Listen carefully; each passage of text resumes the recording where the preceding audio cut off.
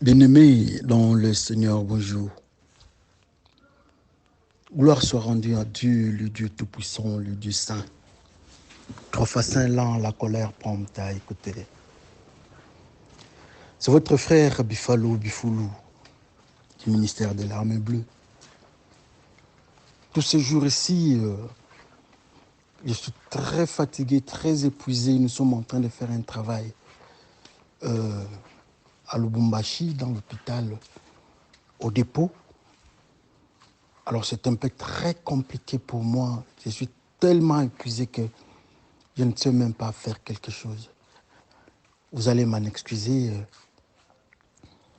C'est peut-être ça, malheureusement. Mais j'ai un peu de temps aujourd'hui. Nous allons parler un peu de notre sujet, notre pensée du jour du 5 mai 2024. Le miel. Le petit Emmanuel prend le miel. Un bébé qui prend le miel, intéressant. Il y a Samson qui prend le miel après avoir été en face du lion, du faux lion, et il l'a tué. Dans sa carcasse, il a retrouvé le miel et il a mangé. Très intéressant. Il y a Jean-Baptiste qui prêchait dans le désert, mais dans sa nourriture, il y avait il y avait le miel et les sauterelles. Toujours le miel. Il y a tant d'autres. Il y a Ézéchiel aussi, notre frère. Quand il a pris les rouleaux face à l'ange, ça avait le goût de miel. Mais au fait, qu'est-ce que le miel? Même les enfants d'Israël qui devaient aller à Canaan, c'est Dieu qui dit lui-même, il dit, là où coule le lait et le miel. Très intéressant. Même ceux qui ont consommé toujours le même peuple, les enfants d'Israël, dans le désert, quand ils prenaient la nourriture qui venait du ciel, ça avait le même goût. Mais en fait, qu'est-ce que le miel quand nous prenons cet environnement? Les enfants de Dieu, ceux qu'ils ont mis à part pour Dieu, prennent le miel. Au fait, qu'est-ce que le miel? Dans le mystère de la prophétie, dans le mystère de la parole de Dieu. Quand nous regardons, par exemple, notre frère Samson, vous allez remarquer que nous n'avons pas donné des références. Pour la simple raison qu'il y a eu beaucoup d'éléments. Sûrement, vous êtes des lecteurs de la Bible. Vous savez de quoi est-ce que nous parlons. Mais cette histoire de lait et de miel, ça interpelle notre conscience. Qu'est-ce qui se passe, au fait, autour de ces miels? Le Dieu de toute puissance, il dit à Canaan, ce peuple qui habite Canaan, les Cananéens, c'est un peuple pécheur, dont le péché n'a pas encore atteint les combles. Dès que ça va arriver au niveau de l'intolérable, je vais détruire ce peuple. Et ce qui était fait, les enfants d'Israël ont entré à Canaan. Mais le code de ce peuple-là de Canaan, il y avait des fils d'Anak dans cette zone-là. Les fils d'Anak, vous connaissez les fils d'Anak, ce sont des géants. Une combinaison impure au devant de Dieu. Une combinaison des enfants, des fils de Dieu, rejetés dont les anges déchis, et les humains, bien parlons plus des humaines, donc des femmes. Ils ont donné des géants. Mais ces géants-là, on les retrouve avec notre ami en face de David et donc Goliath et autres. On le retrouve à Canaan. Et Dieu dit, ne touchez pas à ces peuples-là. Vous ne vous mariez pas à eux et ne leur donnez pas vos fils, ou bien vice-versa. Mais quand ce peuple-là était à Canaan, est-ce qu'ils ne voyaient pas les miel en question? Il n'y avait pas d'abeilles. Parce que quand nous prenons la production, nous ne pouvons avoir le miel humainement parlant. Le miel est une production qui vient de la manipulation faite par les abeilles. Est-ce qu'il y a un rapport entre les abeilles et Dieu? Je ne sais pas. Mais une chose est certaine, Dieu parle de miel.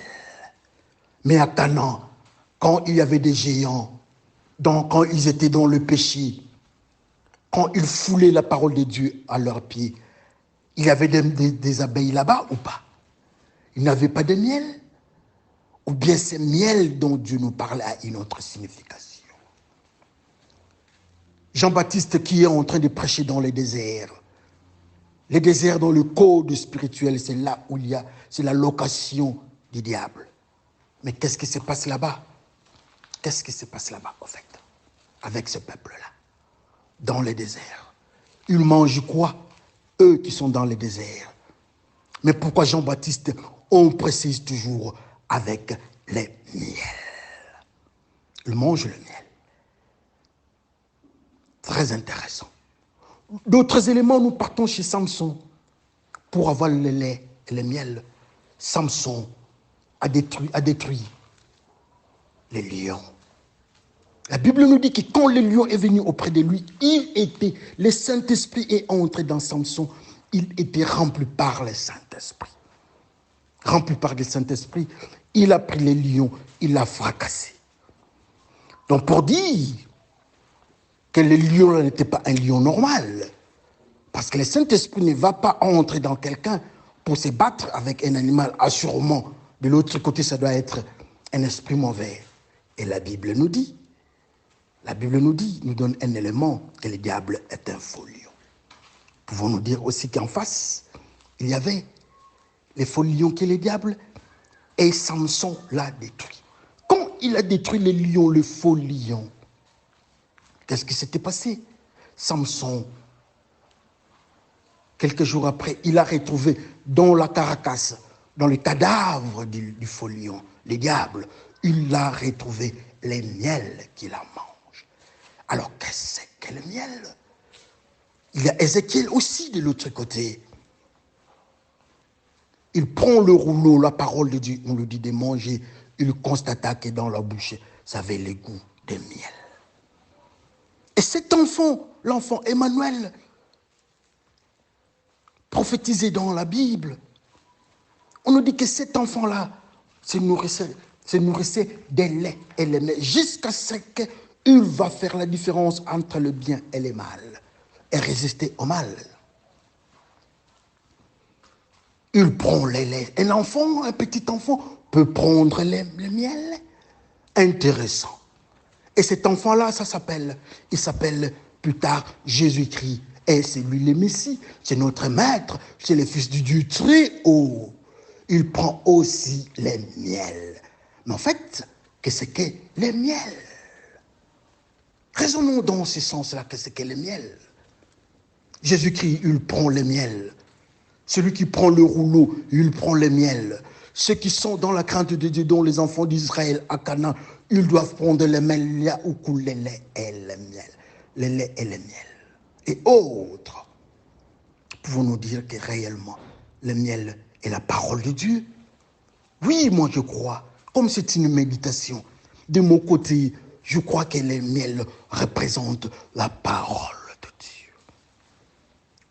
Prenons un peu cette hypothèse, prenons un peu cet élément, parlons de la parole de Dieu, que tous ceux qui sont précités, donc Emmanuel, appelé Jésus-Christ, le Fils de Dieu, Samson, un juge qui a fracassé le Philistin,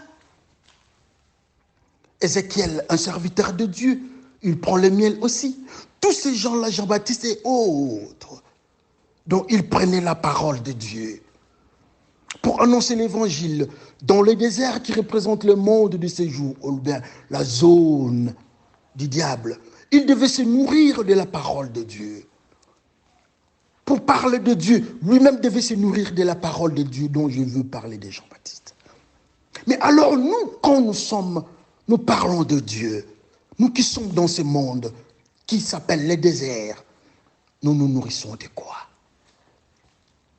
Nous nous nourrissons de quoi? Je me souviens de ces femmes